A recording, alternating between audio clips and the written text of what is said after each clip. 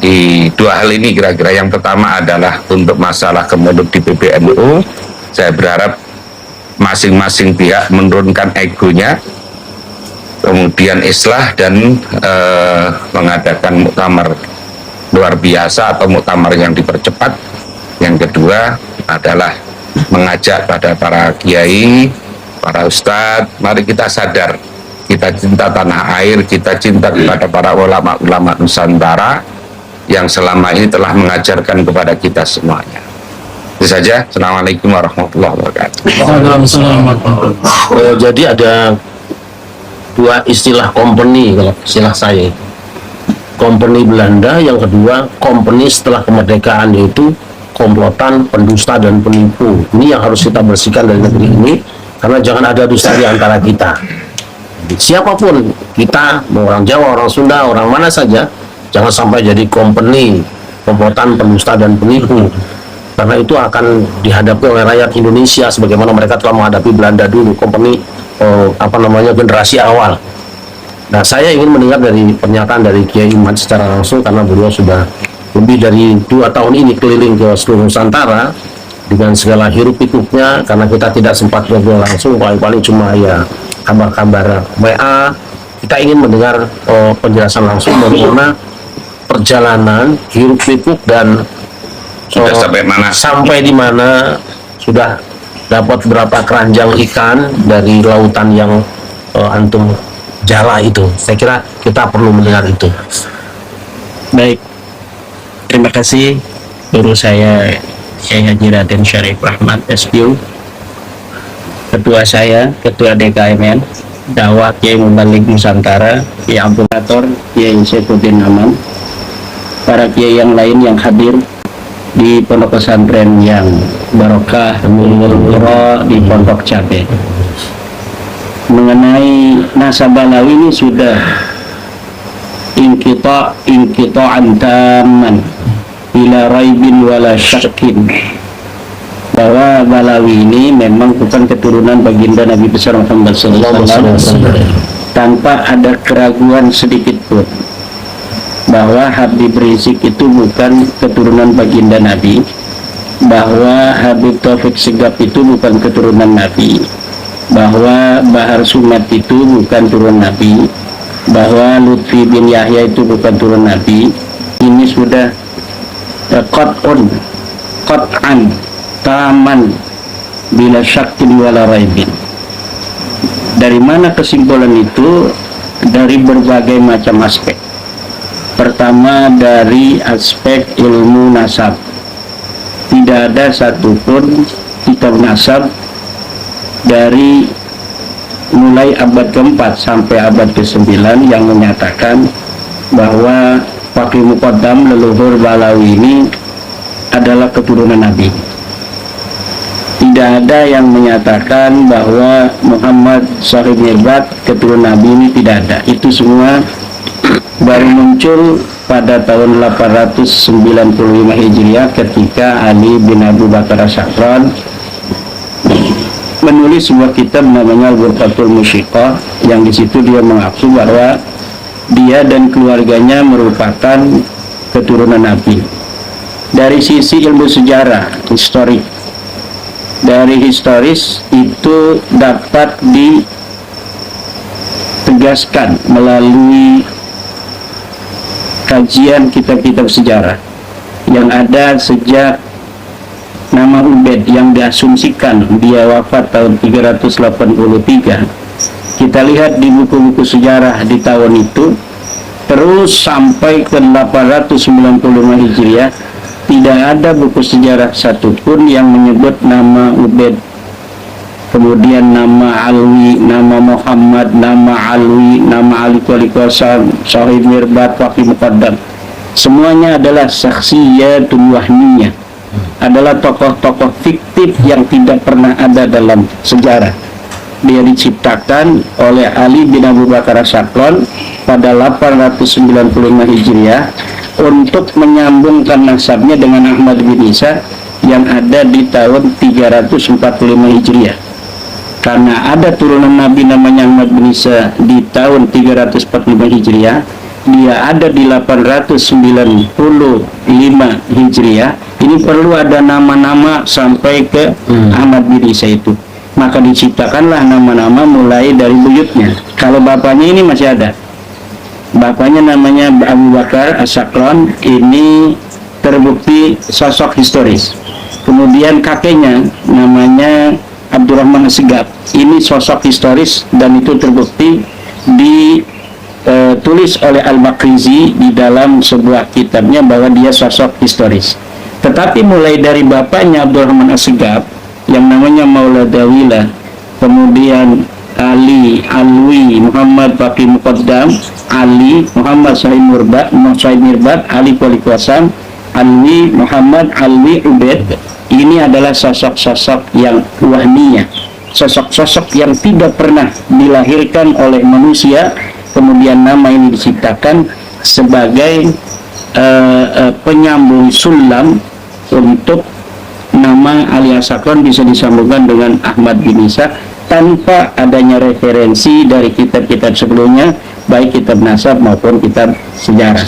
Kemudian dari sisi DNA, ini keluarga-keluarga dari keluarga Nabi yang terverifikasi secara meyakinkan sebagai keturunan Nabi yang hari ini ada, yaitu dari keturunan para raja-raja dari Bani Toba yang sejak abad ke-3 Hijriah, 280 Hijriah, secara lumintum mutawatir khalafan an khalafin sampai tahun 1996, ini keluarga ini selalu jadi raja di Yaman. Dari 280 Hijriah, keluarga Toba dari Ar-Rasi, dia menjadi pemimpin di Yaman, kemudian terus sampai ke tahun 1996 Hijriah, 1996 Masehi maksudnya, keturunan terakhirnya ini hidup, ini sudah tes DNA, dan tes DNA-nya J1. Artinya pengakuan dia sebagai orang Arab itu terbukti, karena menurut para peneliti DNA, orang Arab ber-DNA J1. Kemudian keluarga dari Qatadah, pemimpin-pemimpin Syarif Mekah, itu 900 tahun dia secara lumintu leluhurnya itu menjadi para syarif-syarif di kota Mekah. Jadi pemimpin-pemimpin sampai 1924 ketika Wahabi menguasai Hijaz, menguasai Saudi, Madinah, Taif, itu mereka keluarganya sekarang sudah tes DNA pun sama, sudah mempunyai haplogrup yang sama dengan Ar-Rasi yang ada di Yaman itu, tanpa kompromi karena masih sedulur.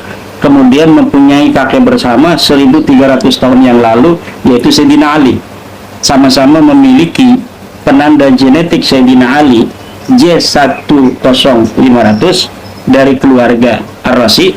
Kemudian keluarga yang ada di Mekah ini ketika tes DNA pun sama, dia mempunyai penanda genetik Sayyidina Ali 10500 itu. Nah, ini menandakan bahwa pengakuan orang ini sebagai turun Nabi, pengakuan orang ini turun Nabi, ini terverifikasi presisi karena memiliki leluhur bersama 1300 tahun yang lalu.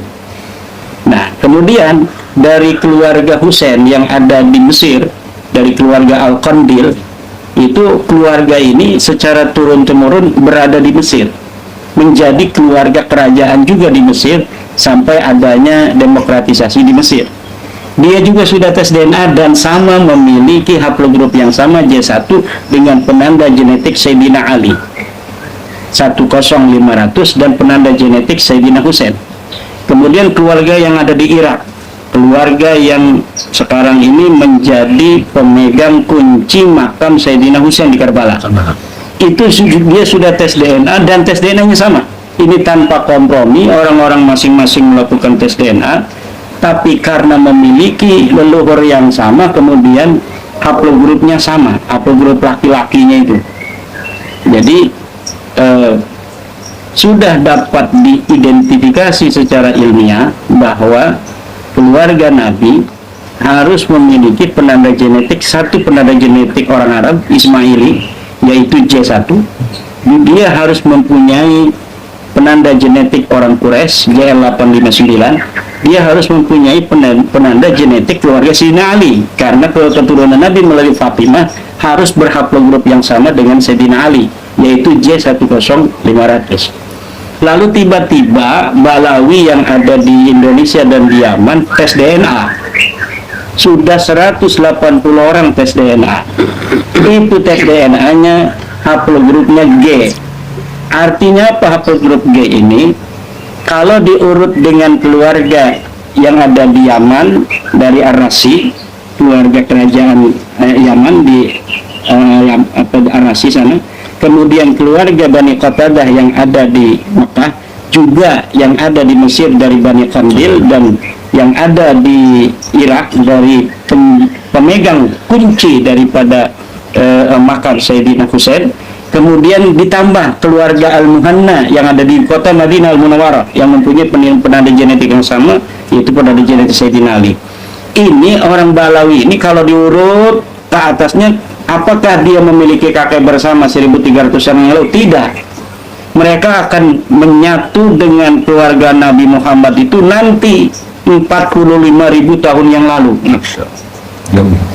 Jauh. Jadi kakek bersama yang paling dekat antara Rizik Syihab dengan Raja Yordan dengan keluarga Nabi yang asli itu 50.000 tahun yang lalu, kurang lebih 45.000 tahun yang lalu.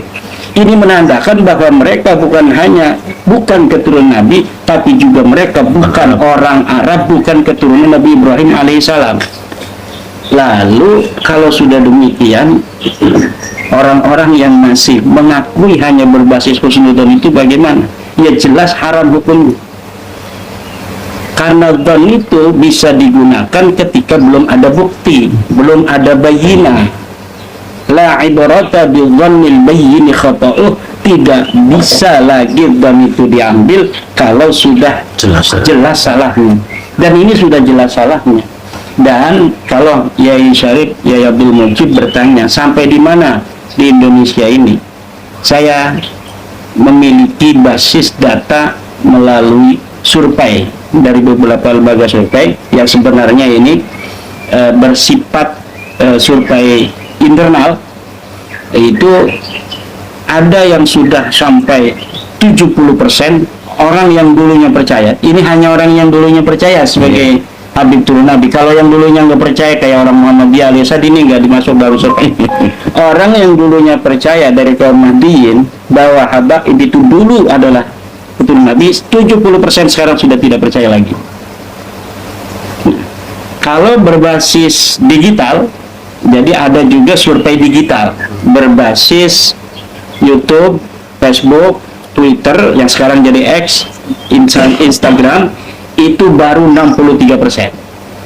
63% orang yang menggunakan YouTube, Facebook dari dulu yang mereka itu percaya Habib Nabi, sekarang sudah 63% mereka tidak lagi percaya bahwa Habaib itu adalah turun Nabi. Itu margin errornya sekitar 2,5%. Margin error dari penelitian itu. Nah, lalu ada upaya-upaya pembelaan yang masif dari kaum Balawi dengan metode menjadikan mukibin sebagai basis mereka melawan kenyataan tidak percaya laginya masyarakat Indonesia terhadap mereka sebagai turun Nabi. Jadi yang 30%-an itu yang masih percaya dijadikan umpan di depan, tameng agar mereka tidak tersentuh. Jadi sekarang mereka seperti tidak lagi mau peduli dengan gerakan perjuangan Wali Songo Indonesia, pada Suka, DKM NU dan lain sebagainya, yang terus memberikan pencerahan kepada masyarakat Islam Indonesia bahwa Habaib ini bukan cucu Nabi. Tetapi dalam saat yang sama mereka menggunakan kibin-kibin ini sebagai peluru mereka untuk menghadapinya.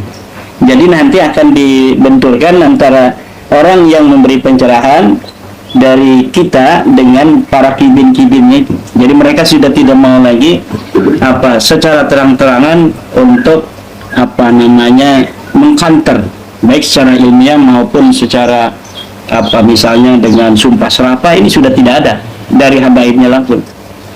Karena apa? Ada yang sumpah serapah bahkan sampai ada yang mubahalah langsung mati. Jadi mungkin jangan kita yang mati, kibin aja lah. Kalau kibin kan nggak ada harganya, kata dia. Karena di dalam ajaran habaib itu, satu habaib ini yang bodoh itu lebih baik daripada 70 kiai yang alim.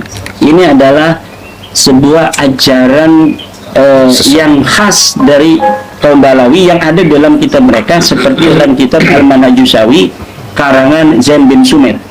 Ini orang masih hidup, ada di Madinah. Saya hajar bahwa kutipan dia tentang Ibnu Hajar, kutipan dia tentang Imam As-Sindi yang menyatakan bahwa habaib itu lebih mulia, yang bodoh lebih mulia daripada 70 ulama, itu adalah kutipan palsu. Kutipannya tidak ada. Imam As-Sindi itu mengarang berbagai macam kitab hasiah Kutubus Sittah. Saya tantang, ada atau tidak, mampu atau tidak Anda menemukan satu ibarat dari Imam As-Sindi dalam kitab-kitabnya yang menyatakan bahwa satu habib yang bodoh lebih mulia daripada 70 kiai, seperti yang ada dalam kitabnya Balawi yang namanya kitab Al-Manhajusawi. Kemudian tentang Ibnu Hajar wa mimman rajjaha, sebagian daripada orang yang mengunggulkan nasab daripada ilmu adalah Ibnu Hajar. Saya bilang ini kutipan palsu. Anda berdusta kepada Ibnu Hajar, Anda berdusta terhadap atau atas nama Ibnu Hajar, karena Ibnu Hajar tidak ada perkataan semacam itu.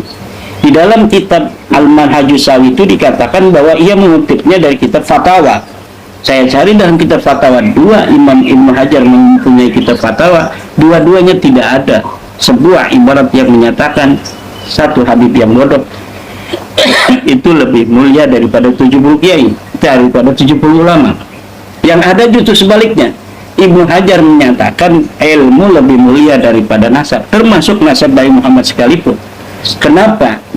Di dalam kitab Fatawa itu Ibnu Hajar mengatakan kalau ada anak ulama perempuan, kemudian ada seorang habib atau syarif itu dalam bahasanya itu yang melamar anak syarif ini bodoh, melamar anak kiai yang alim itu, maka itu tidak sekufu.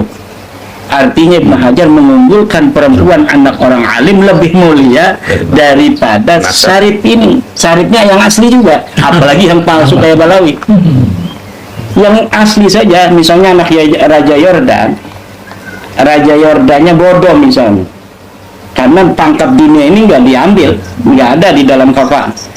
Bodoh dia, nggak ngerti ilmu agama, melamar anak Yai Syarif yang cantik itu, nggak sekufu itu. Artinya nggak sekufu. Jika anak perempuan Yai Syarif ini tidak setuju, maka Yai Syarif nggak bisa memaksa. Itu tidak sekufu, itu artinya begitu. Nah, kalau Balawi ini, kalau orang yang menikahi syarifah, katanya dia pengen dipanggilnya perempuannya syarifah, padahal bukan syarifah, habibah.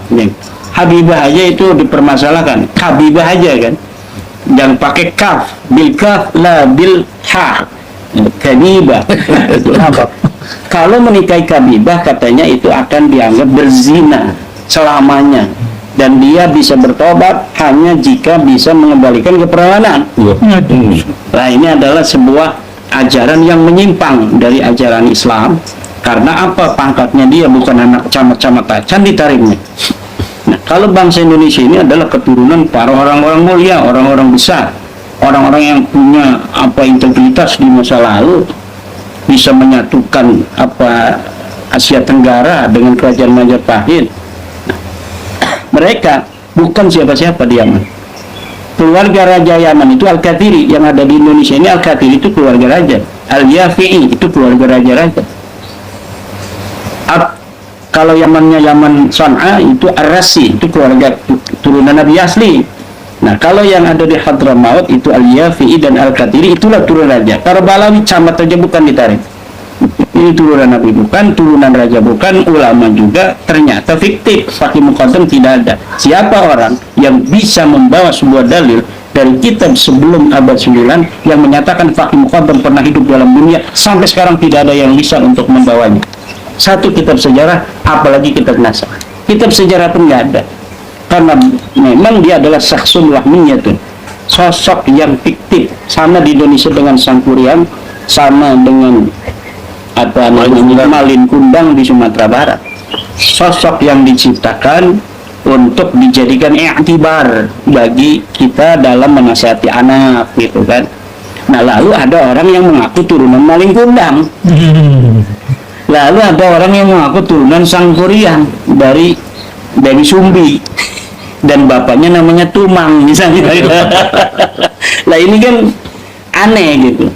Seperti orang India itu ada yang membuat sebuah cerita Ramayana, Mahabharata, sosok namanya Arjuna, sosok namanya Duryodhana, kemudian ada orang mengaku sebagai keturunan. Nah, ternyata pas saya teliti secara ilmu sosio-antropologis, ternyata ini Balawi yang ada di Hadramaut ini berasal dari India. Dari Kaukasus, dia dulu mengaku keturunan Yahudi, keturunan dari Nabi Yakub. Katanya dari keturunan Ishak, Nabi Yakub yang ke-13. Sementara Nabi Yakub anaknya cuma 12.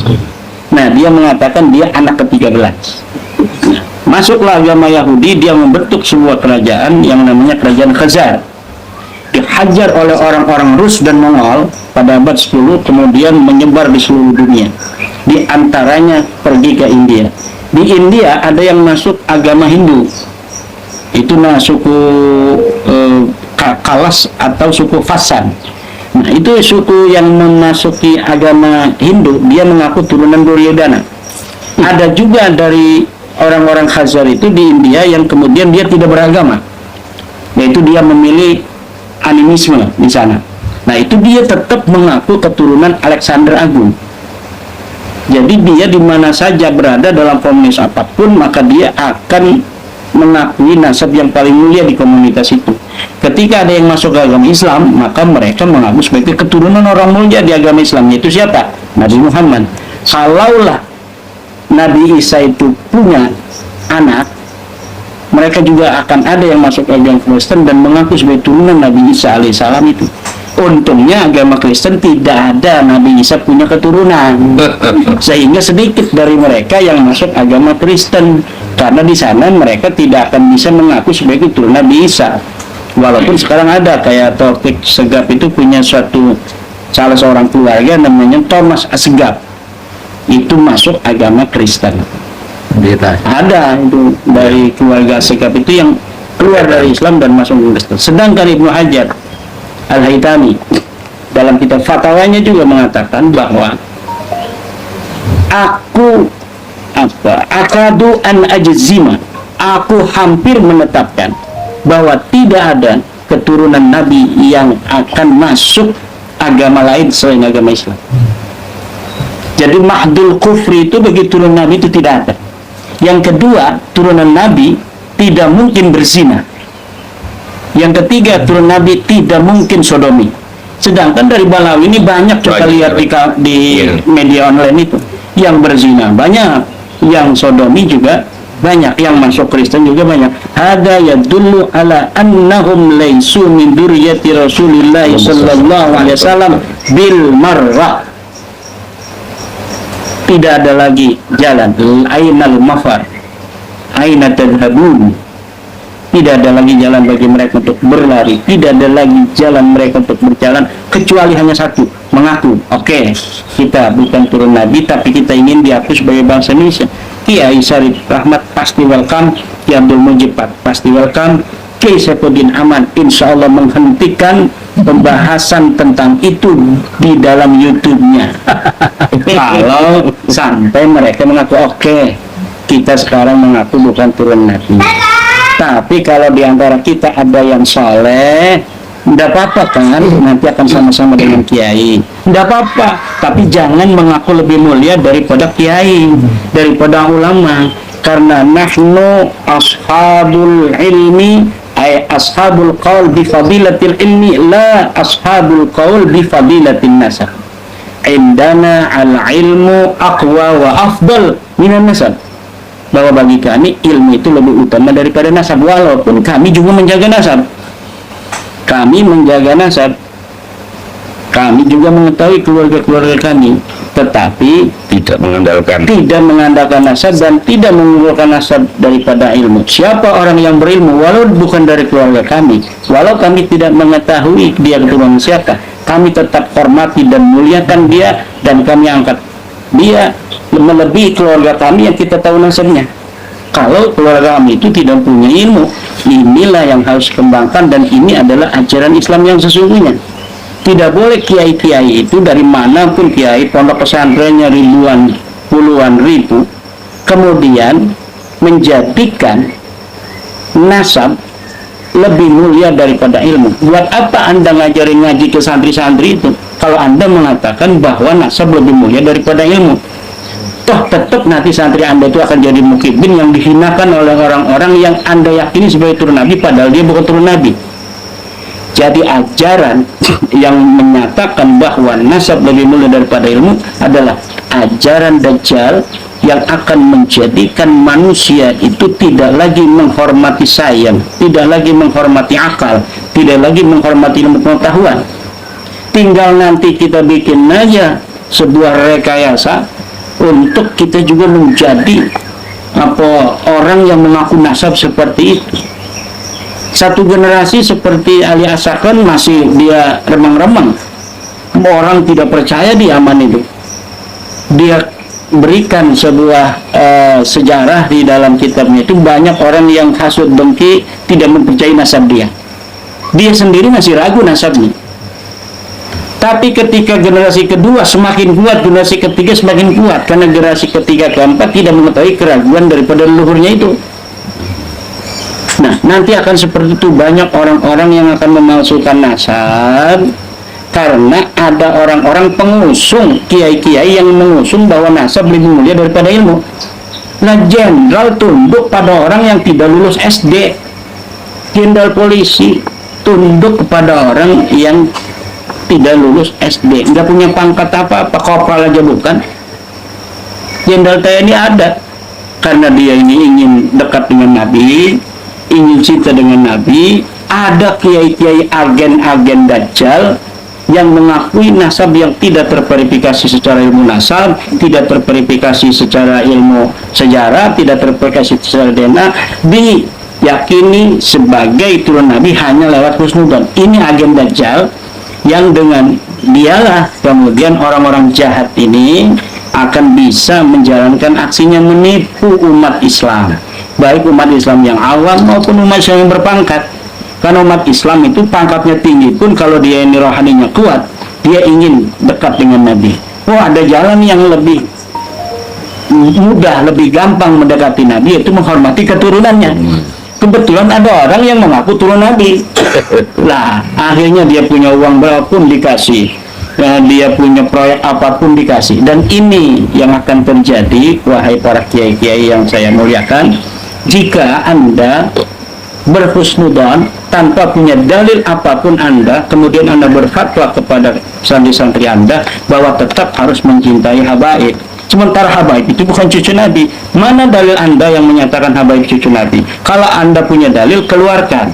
Kalau Anda tidak berani untuk berdiskusi dengan Imaduddin Usman Al-Bantani, sementara Anda masih mengatakan pada santri Anda bahwa habaib itu cucu Nabi, dan dengan itu santri Anda diwajibkan oleh Anda untuk menghormatinya, bagaimana tanggung jawab Anda ketika Anda bertemu dengan baginda Sayyidatuna Fatimah Az-Zahra bintu Nabi Muhammad sallallahu alaihi wasallam?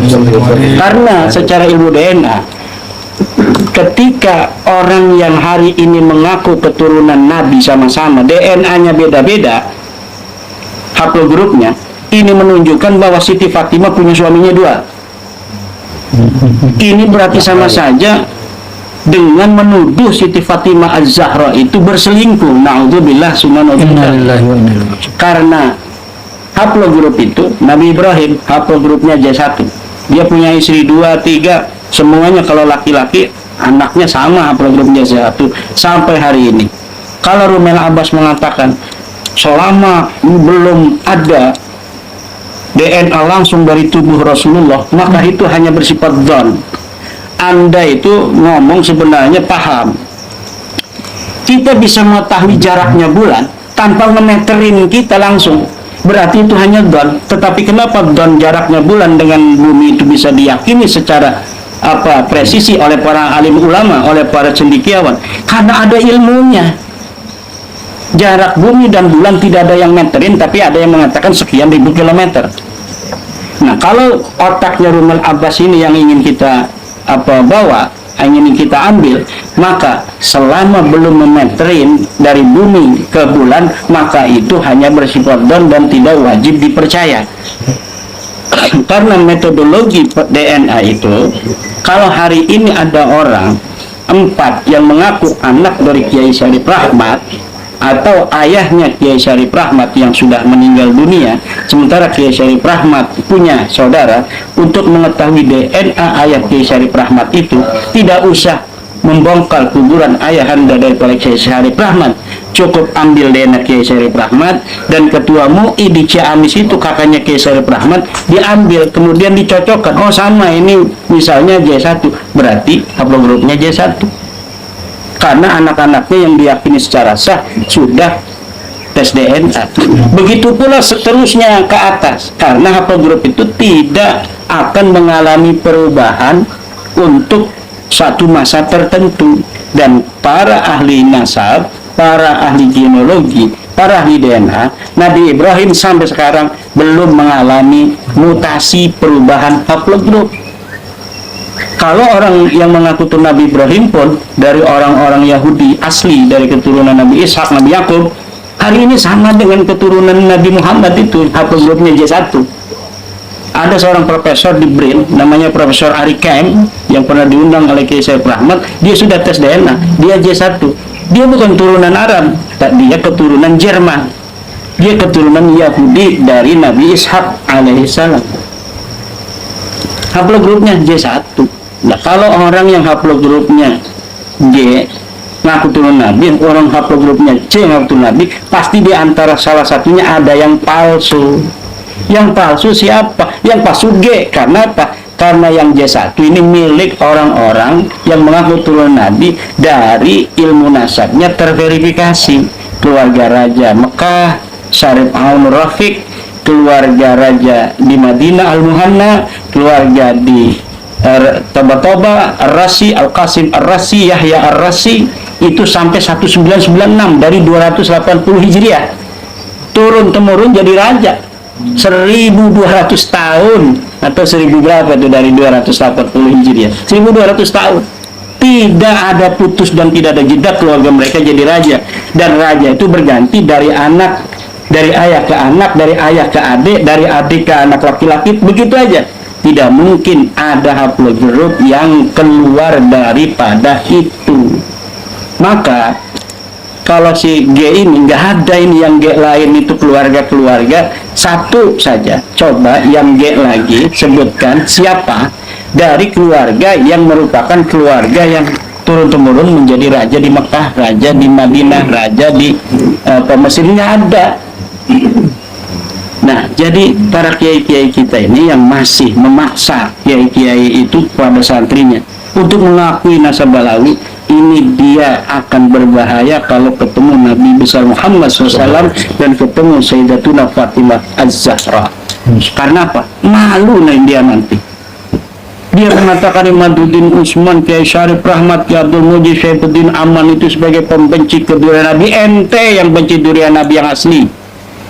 Yang benci durian Nabi itu adalah orang yang memasukkan bukan durian Nabi sebagai durian Nabi. Siapa itu? Ente yang percaya nasab Balawi yang terbukti bukan turunan Nabi, yang Anda mengakui mereka sebagai turunan Nabi. Ini yang akan berbahaya. Dan masih ada waktu untuk bertobat. Nah, kalau dia belum bertobat sekarang, Anda aja tidak mau bertobat, tidak bosan, apalagi kami yang memberi pencerahan, kami juga tidak akan bosan. Ayo Anda laju kepada kesesatan Anda, kami akan laju kepada memberi pencerahan terhadap Anda selagi Allah masih memberikan waktu kepada kita semua, insya Allah.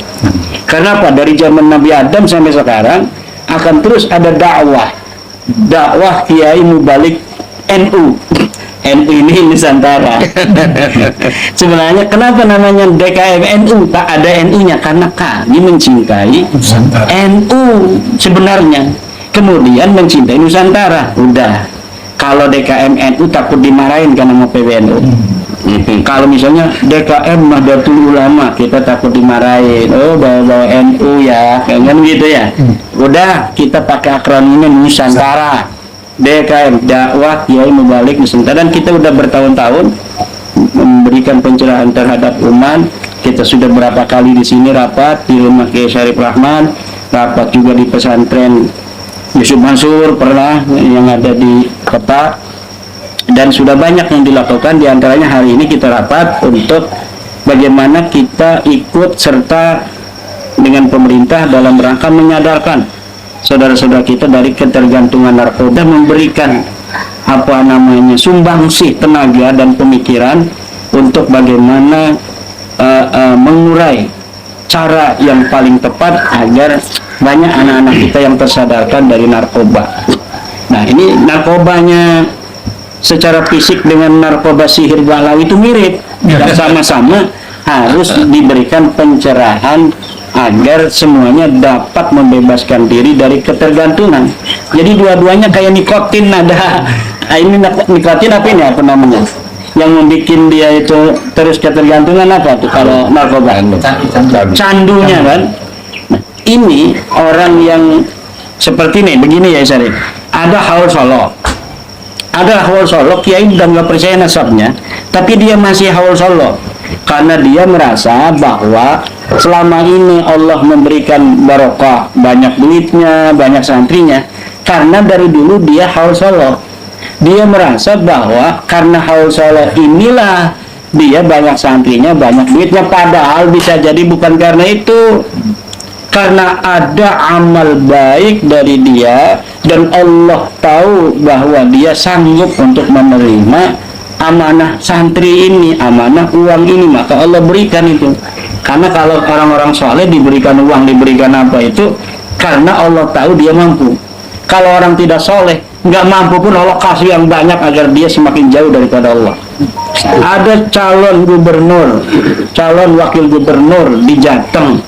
Dia sebelum jadi haul solo, setelah dia nyalon jadi wakil gubernur di Jateng, akhirnya dia merasa karena saya ikut haul solo, saya jadi wakil gubernur. Padahal dia jadi wakil gubernur karena dia ngasih uang itu pada orang-orang supaya nyolok dia, bukan karena dia haul solo itu.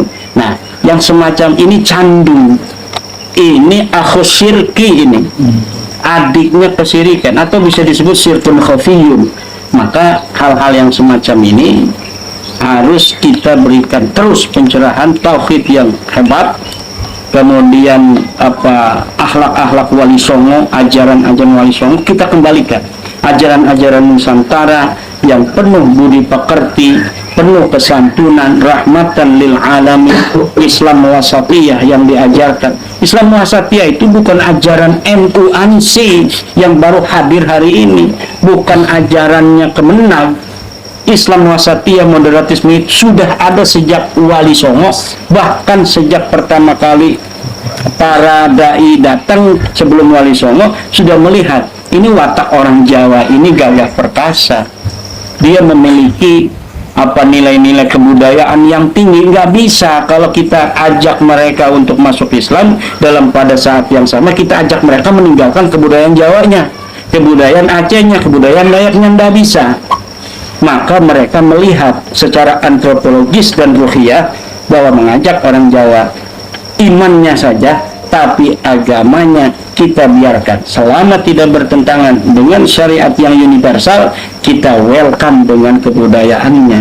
Makanya jadilah Islam di Indonesia Islam yang unik, Islam Nusantara dengan tipologi kekhasan yang khusus yang tidak dimiliki oleh Islam di dunia belahan dunia lainnya. Dan ini yang harus tetap kita jaga. PBNU mempunyai tugas itu. Jangan PBNU seperti sekarang ini malah menjadikan warga NU sebagai mangsa daripada orang-orang yang berniat jelek terhadap umat Islam. Mengaku cucu Nabi, mengambil uangnya, mengaku cucu Nabi, kemudian dia apa namanya itu menakut-nakuti, kalau ente tidak ngasih uang sama aneh, ente santrinya hilang. Banyak itu kiai-kiai yang ngasih uang itu karena ditakuti. Sementara kiai itu dia itu pengen punya teman untuk ngederas kitab.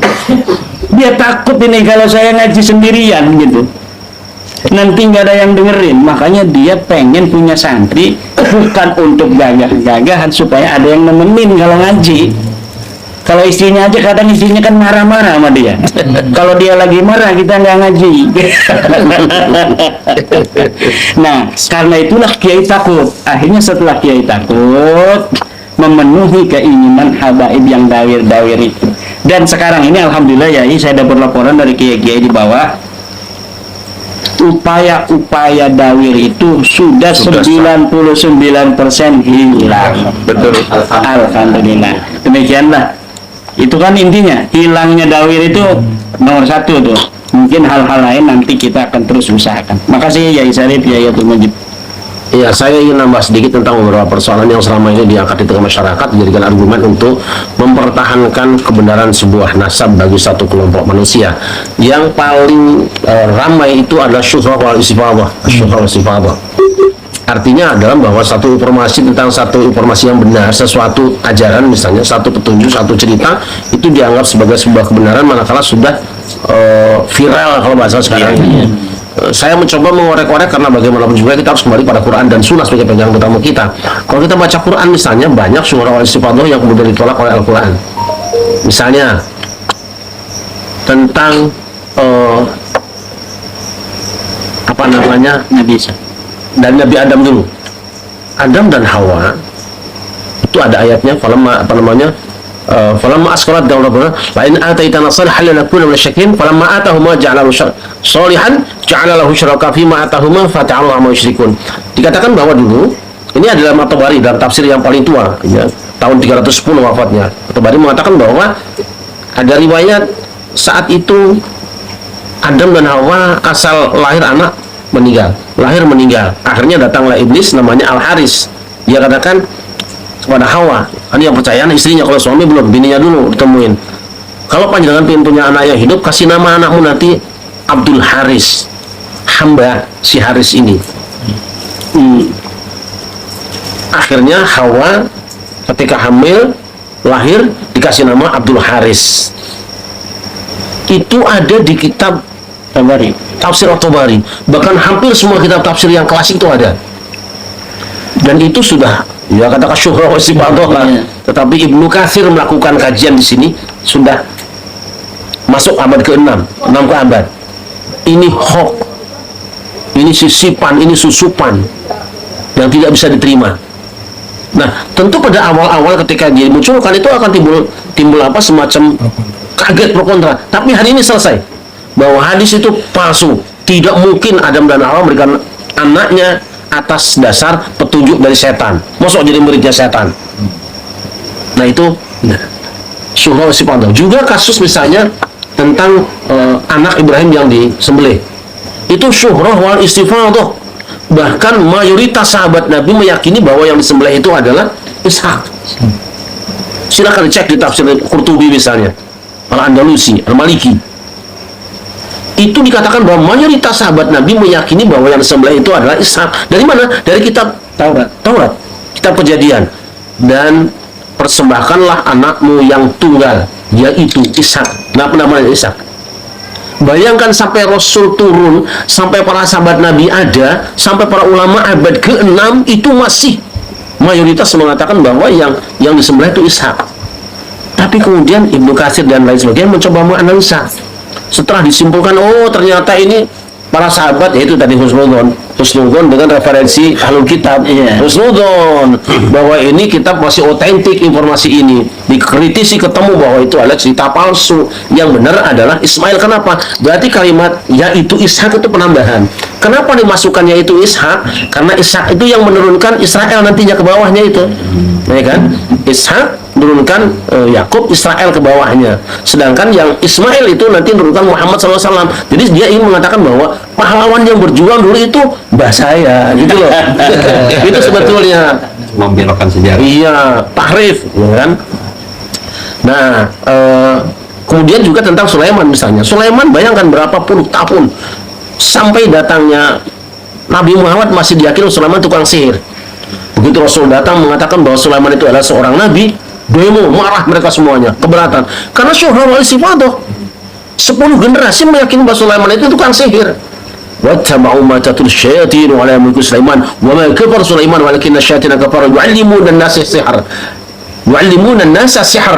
Jadi mereka itu selama ini mengambil referensi itu tentang Sulaiman dari siapa? Setan. Referensi dari setan. Kan kita tahu sejarah setan kan bohong. Allah aja dibohongin kok. Dam, itu sebetulnya Allah tuh nggak ngelarang kamu makan buah itu. Kalau kamu makan malah kamu jadi malaikat. Itu kan kelakuan setan, itu bohong seperti itu.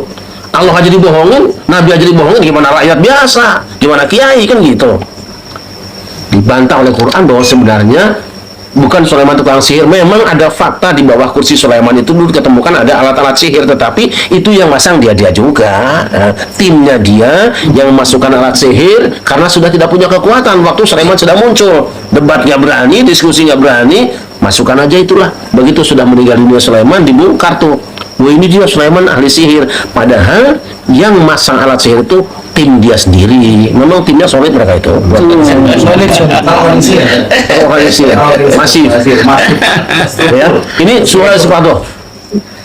Masih tentang itu. Bayangkan 570 tahun lebih. Nabi Isa itu bin Allah coba ya. Iya benar. Bin Allah. Begitu Rasul datang, bukan. Yahudi mengatakan dia anak zina. Tapi orang Rasul mengatakan dia anak Allah. Bukan, dia orang suci tapi bukan anak Allah, dia anak Maryam. Dan Maryam itu kan memang al-batul juga kan, sama dengan Fatimah al-batul. Ini penting ini. Betul. Ya. Jadi ini penting. 570 tahun. Al-batul sama-sama. Iya. Dan nanti dari Maryam itu akan lahir Nabi Isa yang bertemu akhir zaman dengan turunan Maryam juga, yaitu Imam Mahdi. Ini penting. Jadi mungkin ini saatnya kita mulai mempertemukan dua sosok itu hari ini. Harus kita jaga keselamatannya. Sebagaimana Rasul menyelamatkan wajah Nabi Isa dari klaim anak Tuhan, kita juga harus menyelamatkan nasab itu. Datang Muhammad, argumennya ini. Nah, yang mengatakan bahwa Nabi Isa itu terbunuh, wa ma qataluhu wa ma salabuhu walakin syubbilahu wa innal ladzina ikhtalafu fihi. Ada ikhtilaf di situ. Jadi pada masanya saja udah nggak dipercaya sama orang satu daerahnya itu, bukanlah dia nggak dibunuh kok, kata ini dibunuh, kata ini nggak dibunuh. Jadi ada ikhtilaf. Begitulah nanti masalah juga pasti ada ikhtilaf di kampung halamannya, pasti itu ada ikhtilaf kan? Ada. Di kampungnya sendiri udah banyak yang nggak percaya itu Quran. Nah, saya kira itu contoh nggak banyak lah. Yang kedua tentang ada pernyataan kita ikut pada Hasyim Asy'ari, ikut kepada Syekhona Khalil Bahwa ikut Syekh Nawawi. Masa mereka bisa tertipu? Lupa ya, Adam tuh nabi, itu aja tertipu sama iblis, apalagi kiai yang bukan nabi, gitu loh. Ini kan pikiran sederhana aja sebenarnya. Nah, bagaimana dengan DNA sekarang? Gini ya Mas, kita dulu pernah sholat kita itu ditentukan kiblatnya ke sini, tapi hari ini beberapa tahun ini kita muter semua kiblatnya. Kok percaya? Percaya dengan teknologi yang mengatakan bahwa tanggal sekian matahari tepat di atas Ka'bah, maka disitulah kiblatnya. Kita geser semua dan sekarang masjidnya miring semua, seperti miringnya umat Islam kan? Miring semua. Udahlah kita terima aja, walaupun terasa miring, terasa nggak enak, terima aja. Ini fakta hasil tes DNA, hasil teknologi kita terima. Orang yang mengingkari itu akan berbahaya nanti pada akhirnya. Dan nanti malah nggak percaya naik haji, naik pesawat kan, itu naik perahu juga, naik onta lagi. itu analisa ya, pikiran kita. Tapi percaya. Iya. Jadi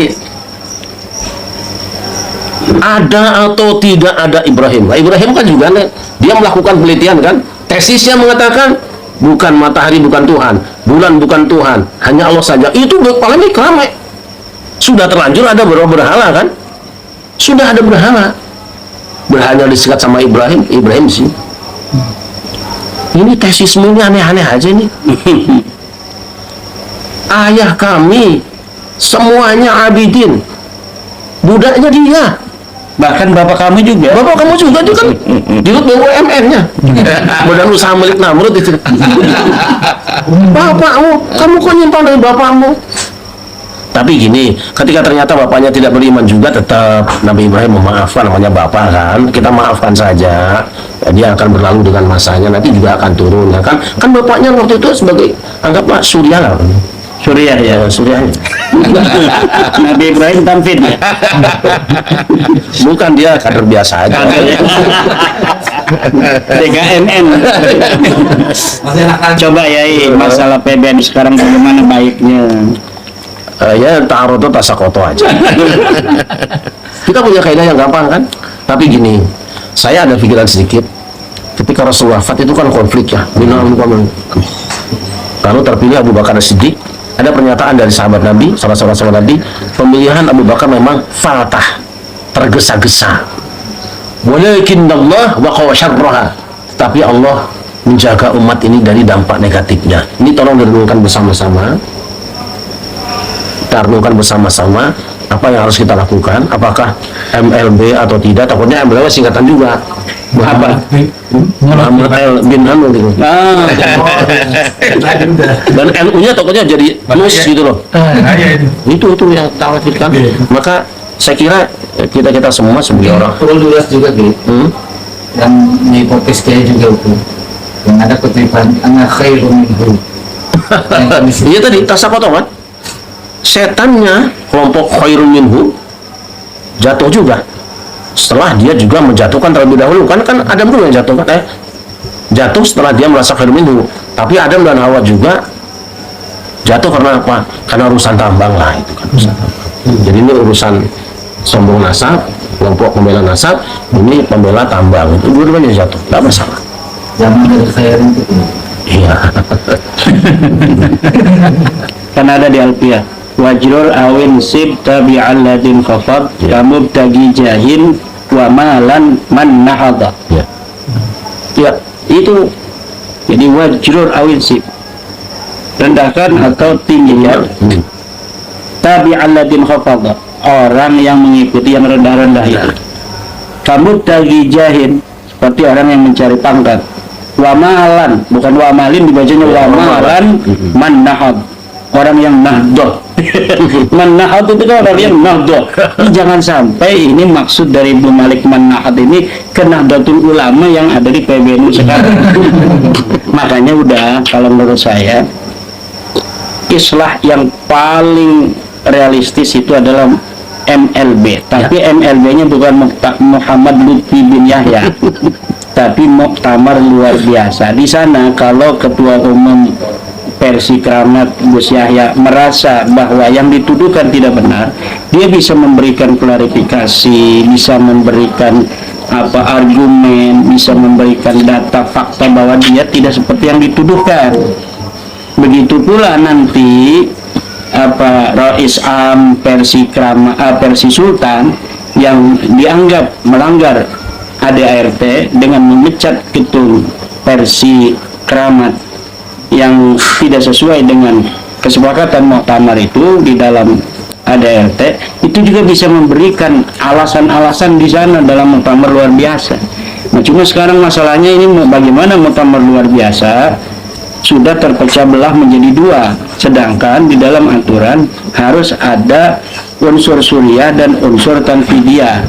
Barulah muktamar luar biasa bisa diselenggarakan dengan peserta 50/1 dari unsur PW dan PC. Nah, kata saya begini, siapa orang dari dua kubu ini yang menginisiasi secara lebih dahulu adanya MLB, makalah dia yang definitif sah untuk melaksanakan muktamar. Karena muktamar luar biasa itu adalah merupakan sebuah keinginan mayoritas dari warga Nahdlatul Ulama sekarang ini, baik dari warga Nahdlatul Ulama kultural maupun warga Nahdlatul Ulama struktural PC dan PW juga ingin penyegaran. Karena pengurus yang ada kemarin itu yang 5 orang yang disebutkan itu, satu Kiai Miftah, Gus Yahya, Gus Ipul, Kiai Said Asrori dan Gudvan bendahara umum, ini di dalam penyelenggaraan organisasinya banyak yang tidak sesuai dengan aspirasi dari PW dan PC, juga daripada aspirasi umum warga Nahdlatul Ulama di bawah. Maka mereka ingin penyegaran. Penyegarannya bagaimana? Penyegaran jadi musyawarah luar biasa. Dari Rais Am yang punya kapasitasnya bukan kapasitas awam, tapi kapasitas am betul-betul. Kalau perlu am, jadi Rais Am. Jangan Rais Akbar dulu, Rais Am aja. Rais Am dari apa yang sudah kita miliki kemarin. Kalau dianggap Rais Am kemarin menurut banyak orang itu levelnya bukan Rais Am tapi Rais Awam, oke. Tapi itu sudah berlalu, kita hormati, kita muliakan. Tapi sekarang agaknya suasana adalah suasana lebih ingin membersihkan PBNU yang ada sekarang dari sesuatu yang dianggap tidak baik oleh aspirasi Nahdien di bawah. Udah legowo, nanti dalam muktamar hantarkan ini orang-orang 5 ini muktamar luar biasa agar mereka husnul khotimah di dalam mengemban amanah muktamar Lampung itu untuk mengantarkan kepada muktamar luar biasa. Setelah muktamar luar biasa dipilihlah oleh muktamirin siapa menjadi Rais Am, siapa yang menjadi ketum, siapa kemudian yang menjadi Khatib Am, siapa menjadi sektum, kemudian bersalin lagi seperti sedia kala. Demikian insya Allah nanti warga Nahdien akan bersatu kembali dan mampu menghadapi abad kedua Nahdlatul Ulama dalam keadaan yang luar biasa nilai-nilai perjuangannya seperti awal titik ketika energi itu dibangun oleh Mbak Hasyim Asy'ari, Mbak Abdullah Hasbullah, Mbak Bisi Santuri dan lain sebagainya. Terima kasih. Terima kasih kepada Kiai Haji Imaduddin Usman Al-Bantani. Kami anggap waktunya masih ada, sedikit saja. Kita minta kepada 1 atau 2 orang untuk bukan bertanya, menyampaikan pendapat saja. Silakan. Ayo, saya kira. Ya, monggo. Ya, sebutkan nama. Nama Nasirun Salam. Ya. Jadi terkait dengan, saya lebih terkait dengan pembahasan polemik Nahdien. Jadi 30% sisa parlemen yang hari ini ada, itu gerakannya termasuk kencang. Nah, kita sebagai orang yang kalau boleh dibilang mantan muhibin, kita juga harus kencang juga. Kalau kita kendor, saya kira mereka akan terus melakukan penetrasi sehingga nanti 70% bisa jadi kemudian berkurang. Saya kira itu sebenarnya. Terima kasih. Supportnya kita harus kencang. Satu lagi. Oke, saya mohon maaf. Ya, jadi mengingat ada tadi 2 permasalahan yang disampaikan oleh DKMN, memang cukup unik dan selama ini masih menjadi polemik besar tentunya. Bahkan yang akhirnya berimbas kepada PBNU tadi yang dibicarakan. Sebetulnya itu masalah yang baru ketimbang tadi yang disampaikan oleh Kiai Imad tentang nasab yang sudah berlarut hampir 5 tahun kurang lebih, 3 tahun kurang lebih itu berlarut. Ya, saya sih berharap dengan adanya tadi pencerahan dari Kiai Imad jelas bahwasanya ketika diulas oleh Kiai Sarif terkait sejarah yang selama ini serasa dibelokkan, ternyata itu memang sudah terjadi di masa lalu, bahkan sebelum zamannya Nabi Muhammad. Artinya ini akan menjadi sebuah introspeksi keilmuan kita, bagaimana kita menghadapi hal semacam ini. Jangan hanya satu tadi berhusnuzon dengan satu kebaikan saja yang disampaikan oleh beberapa oknum, akhirnya kita menjadi hubungannya lebih gitu, bukan seperti qala Rasul al-hubukillah wal hubukillah gitu, akhirnya menjadi berlebihan, cintanya kita berlebihan yang akhirnya lebih pada memvalidasi diri bahwasanya kita kaum yang terbaik. Nah, ini akan menjadi bahaya. Mudah-mudahan dengan tadi yang sudah disampaikan oleh Kiai Imad dan diulas oleh Kiai Raden Kiai Syarif itu menjadi satu pencerahan terbaru agar semua masyarakat terutama yang berada di bawah, kalangan para kiai dan para guru bisa menyampaikan yang terbaik untuk santrinya agar kemajuan bangsa Indonesia Ibu Pertiwi ke depan. Mungkin hanya itu Pak. Ada yang menyedihkan, saya ingin kasih narasi sedikit. Ada yang menyedihkan bahwa sekelompok orang menuduh bahwa Kiai Ima dan kiai-kiai lain yang berbicara tentang nasab dan lain sebagainya itu katanya ada muatan politisnya dan ada orang yang mendanainya. Hak wallahi tidak ada di sini, dan kami tentu siap bertanggung jawab. Tapi yang paling adil adalah bagaimana teman-teman kita yang berseberangan, yang berbeda pikiran, ya kan, khususnya seperti 3 orang yang saling sultan, ada Habib Lutfi, Habib Rizik, dan Habib Taufik. Ayo bertemu, jangan bertemu. Nanti kalau kita balik misalnya kampanye, jangan nuduh kami ada mana, buktikan itu. Karena secara hukum orang yang menuduh harus al-bayyinah alal mudda'i. Kita siap yang mengangkat. Saya tunjukkan kan dari panjang masalah. Jadi tolonglah kiai-kiai kita sama-sama duduk bersama, bukan dalam rangka merendahkan orang. Kalau kita sekarang meneliti tentang masalah Nabi, bukan mengingkari duluan Nabi, bukan mengingkari al-baitin Nabi. Kami ingin membersihkan, sama dengan hadis kok. Ketika Imam Bukhari teliti hadis itu banyak diserang orang banyak, dikucilkan orang banyak, sampai diusir juga. Tapi hari ini siapa yang tidak mengatakan bahwa Bukhari nomor 1? Apa yang dilakukan Bukhari untuk meneliti hadis Nabi bukan menentang Nabi, ingin menyelamatkan Nabi.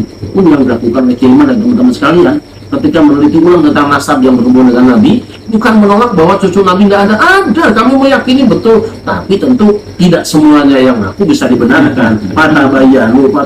Kenapa? Antusibu koma bijalatin fatus bihu ala mafa'atun nadimin. Kalau kamu percaya saja dengan informasi saya nanya, nanti bisa merugikan, kamu menyakiti orang lain, gitu loh. Clear, klarifikasi, tabayun, selesai tabayun dan tasabut, pastikan bahwa yang dibahas itu benar adanya. Baru kita sikapi, kita teliti, dia ujar. Kalau orang mengaku bahwa ini kayu, nggak ada masalah. Oh ini cincin besi, nggak ada masalah. Oh ini cincin timah, nggak ada masalah. Tapi mengatakan emas, ada orang mau percaya gitu aja. Karena apa? Khawatir jangan-jangan bukan emas beneran. Karena harganya mahal. Karena kita akan menghargai dengan mahal. Pun sama dengan nasab tadi. Kalau ngaku saya cuma pencoleng, terserah amat.